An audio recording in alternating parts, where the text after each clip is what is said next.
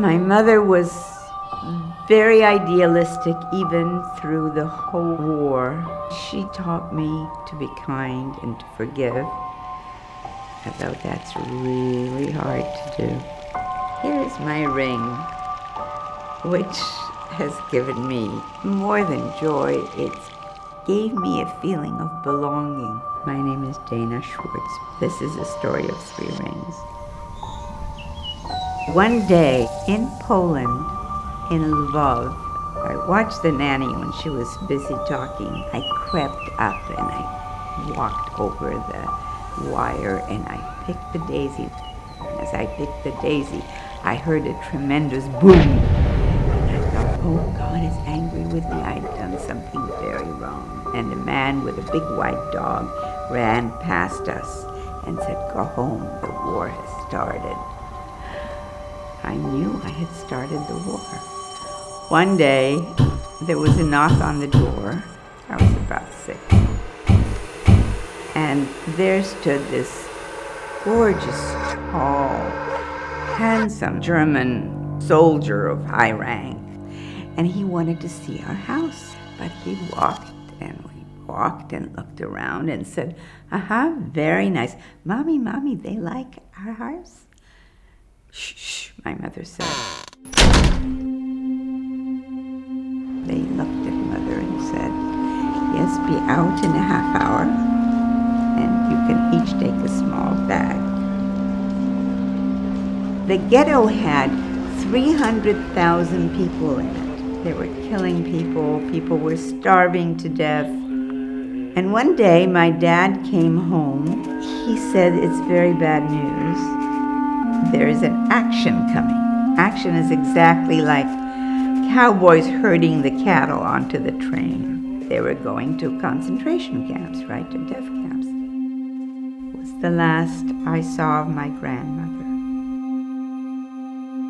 I remember looking up high into the sky and saying, God will never find us here. So my dad wanted us to hide. My father found that this courtyard of the building had some steps, and he realized that if you crawled behind the 3 steps, there was a hole, and we lived in that hole. It was like a sardine can. There were several people lined up in 2 layers. My father had a box of sugar cubes. He would put a sugar cube in my mouth, and that's how I got the calories to keep living. One day, my mother was so shaken. She took me and she went to the neighbor upstairs.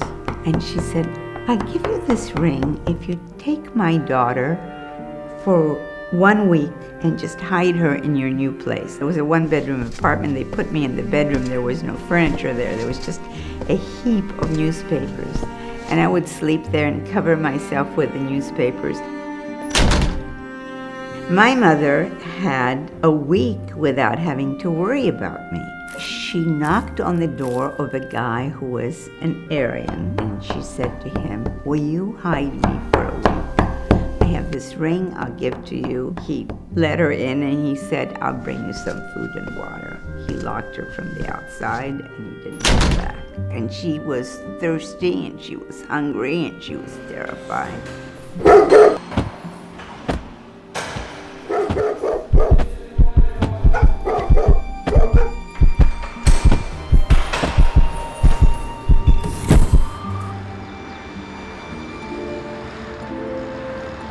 So a week went by, and my mother was in the hole when I walked in.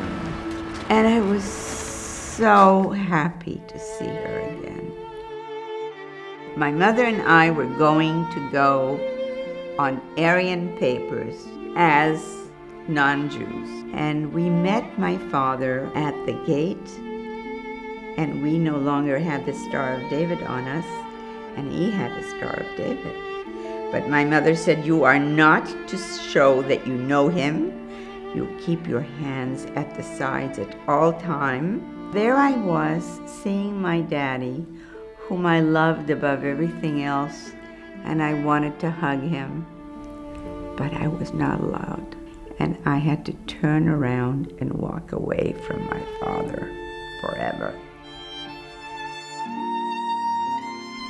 And we got to the village, and my mother went to the baker and said, look, I have a ring.